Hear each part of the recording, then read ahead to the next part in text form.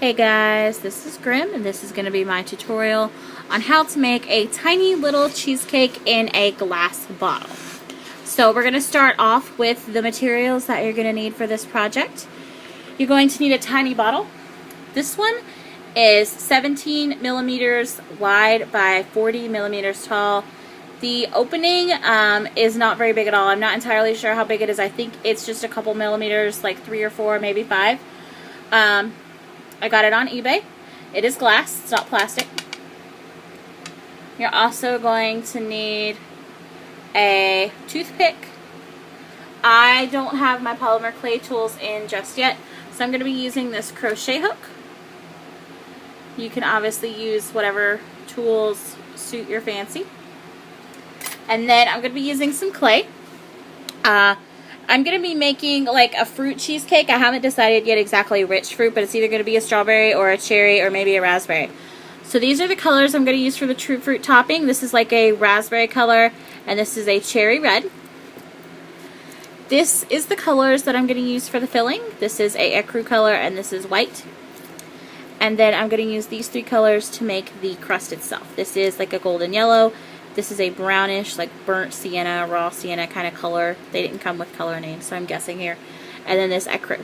So, the first thing that we're going to do, you want to set these aside. You're not going to need those. I've laid out a sheet of wax paper to keep my surface nice and clean, make sure it's clean. The first thing that you're going to want to do is make sure that your hands are really clean. So I'm going to set this down. I'm going to turn it the other way so that it'll actually stand up. There we go. The first thing that I'm going to do is make sure that my hands are clean. I'm going to remove my jewelry. And then I have some hand sanitizer that I'm going to use. It has alcohol in it. It'll kill all the germs and everything. I did wash my hands, but this is just to make sure that there's no residue or film on my hands. So I'm going to go ahead and clean those first. You also want to make sure that your tools are clean. So that there's no residue or anything left over on them from any of your previous projects that could discolor your clay or that could cause any kind of stickiness.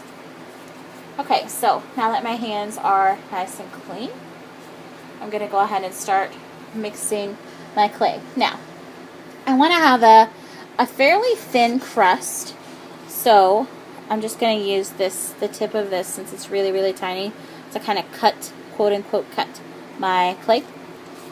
So, I'm just going to cut some of this.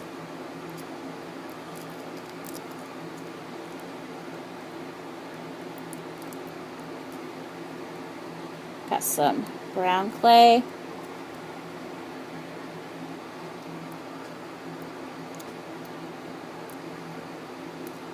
My little wrappers that's on my clay are being completely uncooperative, so you guys bear with me just a second.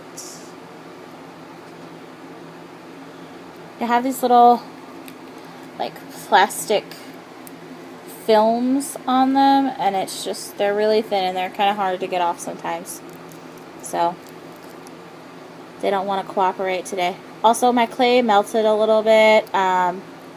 It got really hot in my room, and so it got a little melty. And so some of the wrappers stuck to some of the clays a little bit more than I would have liked. But the clay itself seems to be fine.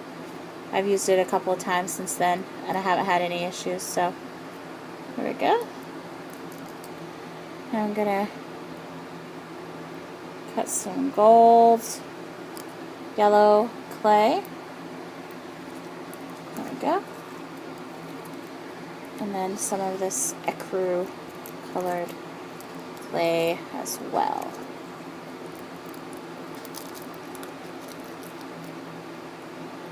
I've got some gold clay stuck to my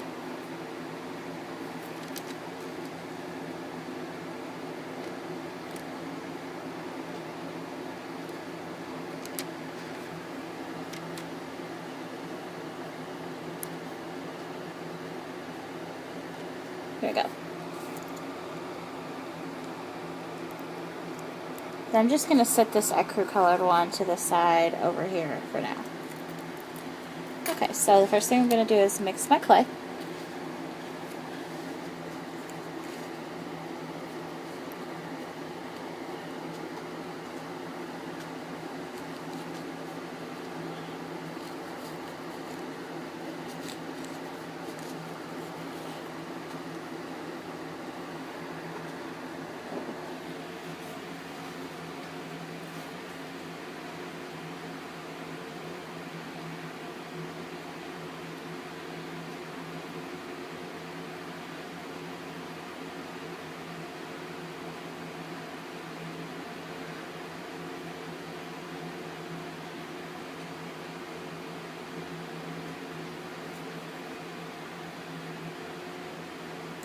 And I really like the firmness of this clay. It's not like super, super hard, but it's not really super soft either. So I've had pieces that I've worked with that I've mixed and mushed for quite a little while, that I've worked for a little while, and it does not get incredibly soft. So it has a nice level of firmness to it, which I really like. Okay, so I'm going to go ahead and add the ecru color in here. I'm going to set this down again.